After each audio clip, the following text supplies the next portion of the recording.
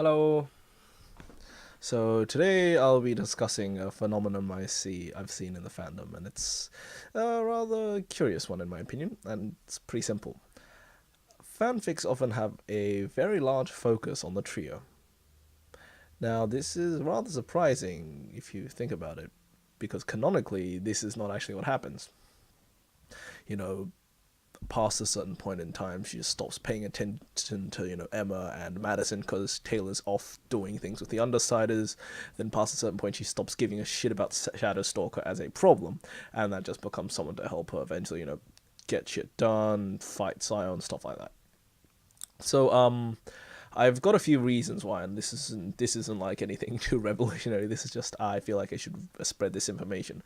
Um, so the big issue is that, first of all, most fanfics start at the beginning. Most of them, follow the stages of the canon. You get like the locker, you get the bullying, and because of that, the trio are gonna be a very big part of that. And considering how not many fanfics actually continue past a certain point in time, you get a lot of them that are just focused around a really, really specific period of time and the characters in that as well.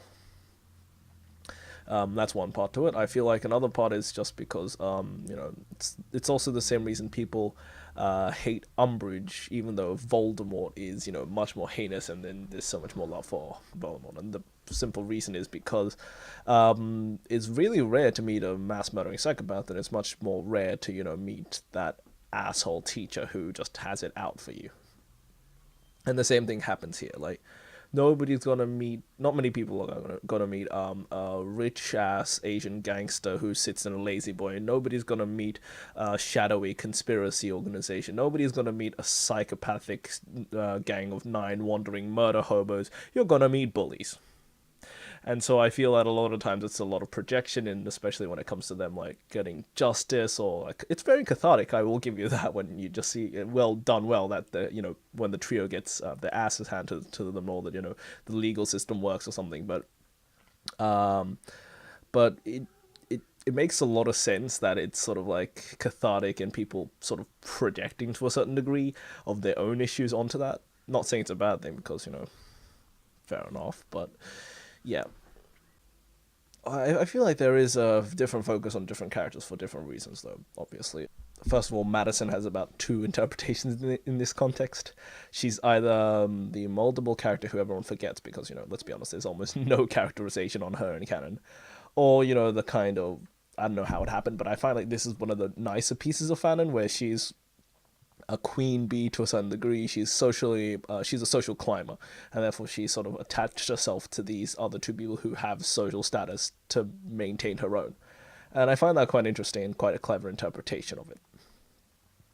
But because of this, you rarely see Madison in there, unless it's to use some of the less flattering fanon about her, like having a thing for case 53s or something like that, that just is used specifically purely for comedic effect. Next, we have, Emma, and the way she's sort of used in these is obviously, the whole betrayed friend, and so you have people doing redemption and all this other kind of deal, or she just breaks psychologically, and it's sort of like a sort of cathartic kind of deal, but it's not quite nice. And then you have Sophia, and that's pretty much just because powers. And that's a nice conflict down the road, especially if you want to do Ward's Taylor, where that is often one of the big conflicts. And so, yeah, I'll probably address the whole issue of the bullying being realistic or unrealistic in another episode. But for now, I'm just going to mention the fact that the reasons I believe that this happens so often, and I'll see you guys next time.